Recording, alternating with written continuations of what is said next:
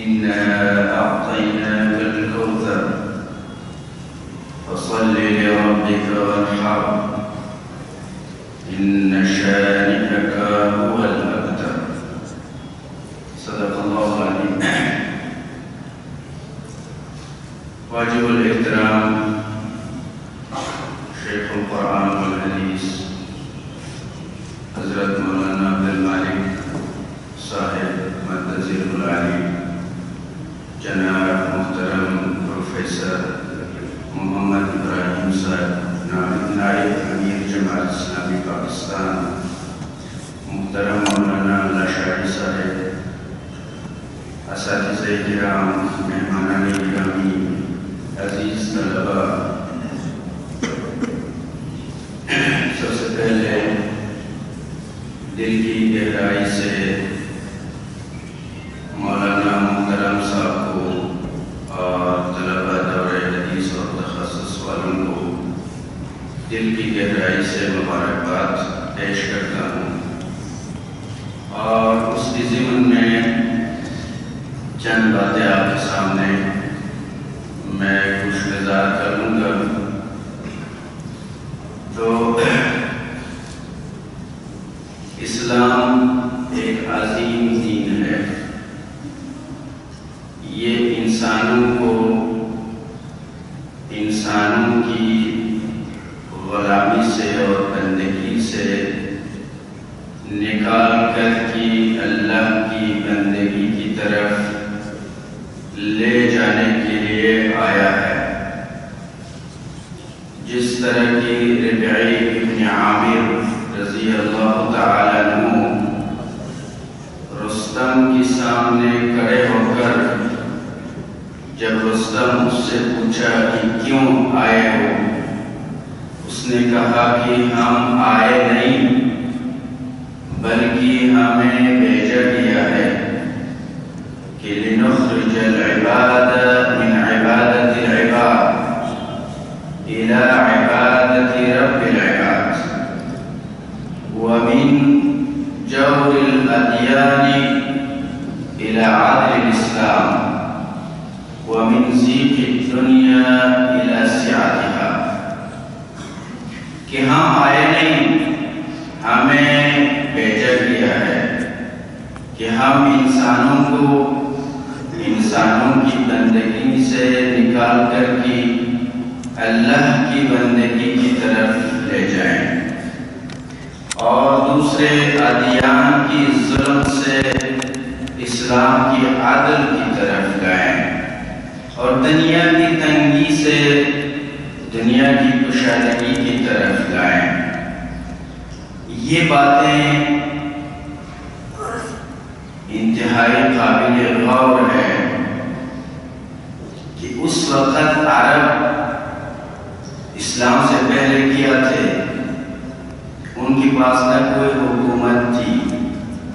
نہ ان کے پاس کوئی نظام تھا، نہ ان کے پاس کوئی دستور تھا، بدو عربی تھے، اور ان کا کام یہی سردی گرمی میں تجارت کرنے کے لیے۔ جب اسلام آیا، اسلام نے ان کو اس طرح ذہن اور فکر دیا ہے کہ وہ ایک سپر پاور جنرل کو چیلنج کرتا ہے، کہتے ہیں کہ ہم انسانوں کی بندگی سے اللہ کی بندگی کی طرف لے جانے کے لیے آیا ہے۔ تو وہ خود کو اللہ تعالیٰ کی طرف سے روئی زمین میں نمائندہ سمجھتے تھے کہ ہم اللہ کی طرف سے نمائندہ ہے، اور ہم انسانوں کی بندگی سے نکال کر کے اللہ کی بندگی کی طرف لے جانا ہے۔ اس پر وہ قوی ایمان رکھتے تھے، مضبوط ایمان رکھتے تھے، ان کی ایمان غیر متزلزل تھا۔ اس لیے عبداللہ ابن حذافہ السہمی جب ملک غسان کی ہاتھ میں قیدی اور اسیر بنے تو ملک انسان نے پیشکش کیا کہ میں آپ کو اسلام کو چھوڑوں، نصرانیت کو قبول کر لوں،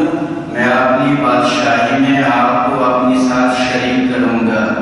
اس نے کہا کہ آپ کی بادشاہی کیا ہے، زمین اور آسمان کو ساتھ ملائیں، تب بھی میں چھوڑنے کے لیے تیار نہیں۔ مختصر بات یہ ہے کہ اس کے سامنے بڑا دیگ لایا گیا اور اس کو آئل سے گرم کیا گیا اور اس کو لے جانے کے لیے حکم دیا ملک غسان کی اس کو آگ میں اور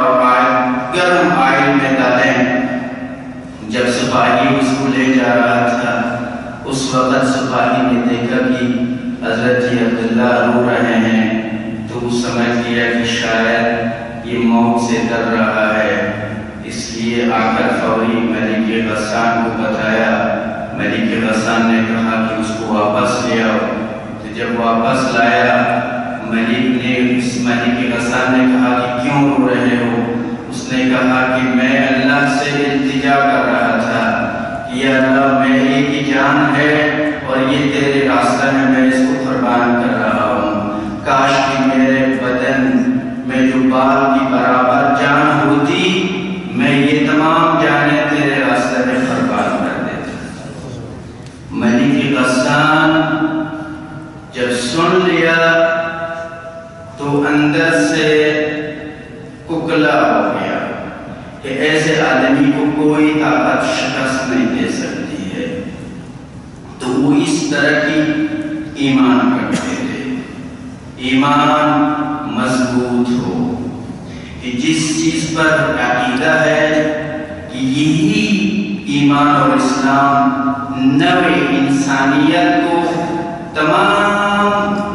جہالت اور تمام برائی سے نجات دے کر کی، یہی انسانیت کے لیے یہی نجات کا راستہ ہے۔ جب یہی چیز ہے اس کے لیے دل، فکر، جان، روح، ہر چیز کو اسی کے لیے اسی سے روشن کر لینا چاہیے اور اسی کے لیے فکر مند ہونا چاہیے اور اسی سے تیار ہونا چاہیے اور ہر چیلنج کو چیلنج سمجھ کر کے علم اور عمل کے ساتھ آگے بڑھ لینا چاہیے۔ تو بتانے کا مقصد یہ ہے کہ ہمیں اسلام کے لیے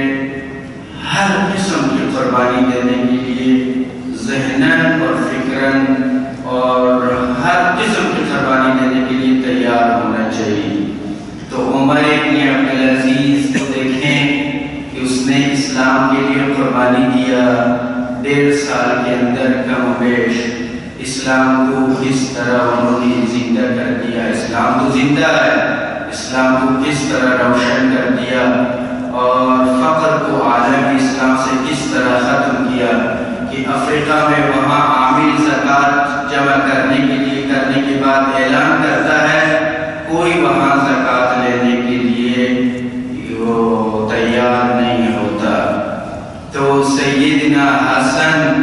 ابن علی رضی اللہ تعالی عنہما امیر المومنین ہے، برحق امیر المومنین ہے، لیکن دیکھتا ہے کہ اسلام کو نقصان ہو رہا ہے تو اپنی امارت سے اسلام کو سربلند کرنے کے لیے اپنی امارت کو اسلام کے لیے قربان کرتا ہے۔ تو یہ ہمارے لیے رول ماڈل ہے، ہمیں ہمیشہ اسلام کو دیکھنا چاہیے۔ جہاں اسلام کو اگر ہمارے وجہ سے نقصان ہوتا ہے کسی منصب کی وجہ سے، فوری طور پر وہاں اسلام کو سامنے رکھ کر کے اسلام کے لیے قربانی دینا چاہیے۔ تو اس لیے تو اپنی وقت کی چیلنجز کو سمجھنا چاہیے۔ اس وقت دنیائے کفر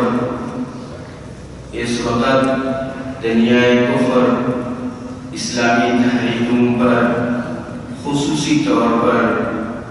وہ لگائے ہیں، عالم عرب میں ہوں چاہے وہ جہاں کہیں بھی ہو، تو مسلمانوں کے خلاف پنجہ آزمائی کر رہے ہیں۔ تو ہمیں بہت زیادہ بیدار اور ہوشیار ہونا چاہیے۔ پھر میں وہی حسن البنا شہید رحمۃ اللہ علیہ کی اقوال آپ کے سامنے پیش کرتا ہوں۔ انہوں نے اپنے ساتھیوں سے کہا کہ تم ایسے روح بن جاؤ، تم ایسے روح بن جاؤ کہ لوگوں کے جسم میں داخل ہو کر کے ان کو ایک نئی زندگی عطا کر دو۔ وہی بات میں دورہ حدیث والوں کو کہتا ہوں کہ تم ایک نئی روح بن جاؤ اور جا کر کے اپنی معاشرے میں لوگوں کے اندر داخل ہو کر کے ان کو ایک نئی زندگی عطا کر دو اور ان کو ایک نئی نشان دو، اور وہی